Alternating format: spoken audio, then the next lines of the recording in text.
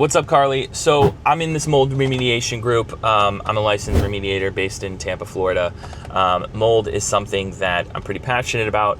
I came across your Facebook post here, and I just wanted to give you some tips because I actually applaud you for doing your own DIY mold remediation. I did my own remediation before I knew what I was doing.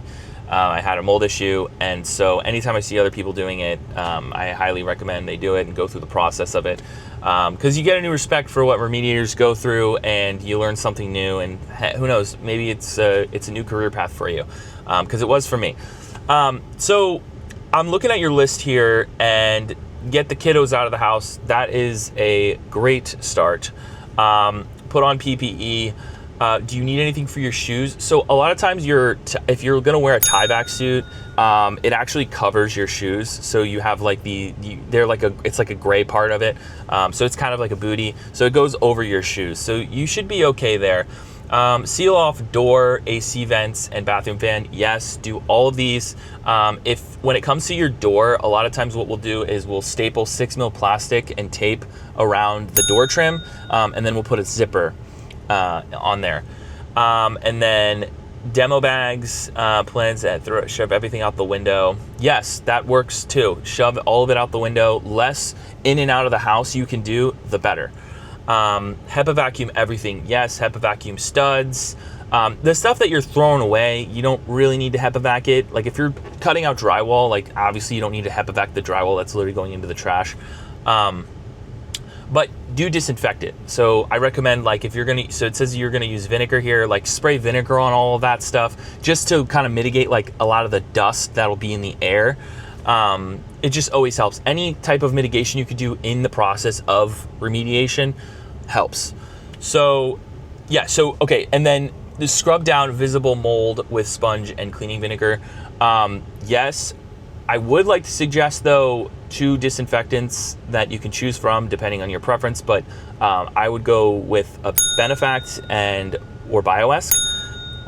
Vinegar works. I actually did use vinegar myself when I was doing my own remediation.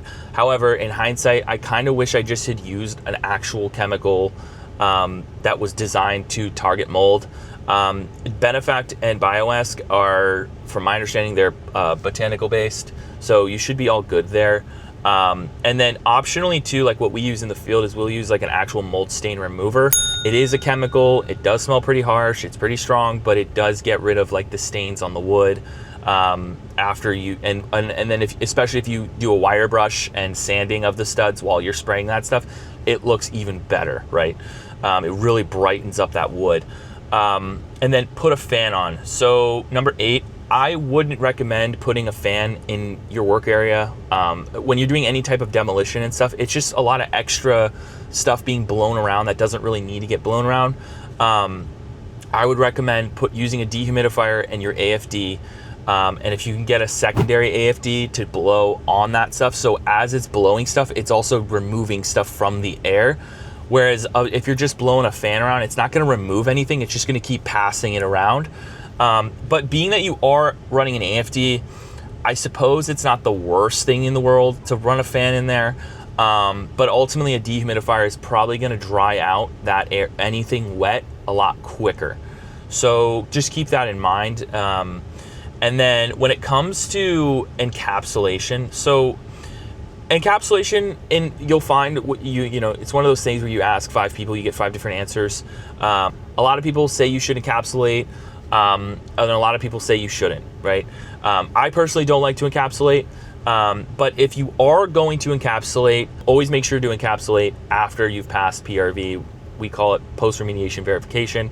It's when the guy comes in and does an air quality test. Basically what you from the looks, sound of it, you kind of already talked to somebody.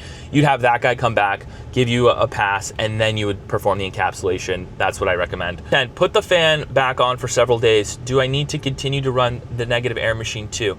I guess, so I assume that this means because you're after you clear out the mold and stuff like that, it's still gonna be wet. I would use a dehumidifier. Again, it's gonna work a little bit better, and you're not gonna just blow unnecessary stuff in the air. But if you can't get a hold of a dehumidifier, running the AFD and the fan at the same time, yes, that's going to help. But ultimately, yeah, it looks like you're pretty much set up for the best case scenario here, and you can confirm whether or not you guys did your job successfully by having it tested after you're done. But yeah, good luck on your remediation, Carly. And if you have any questions, feel free to comment on this post because I'll be watching. Thanks so much.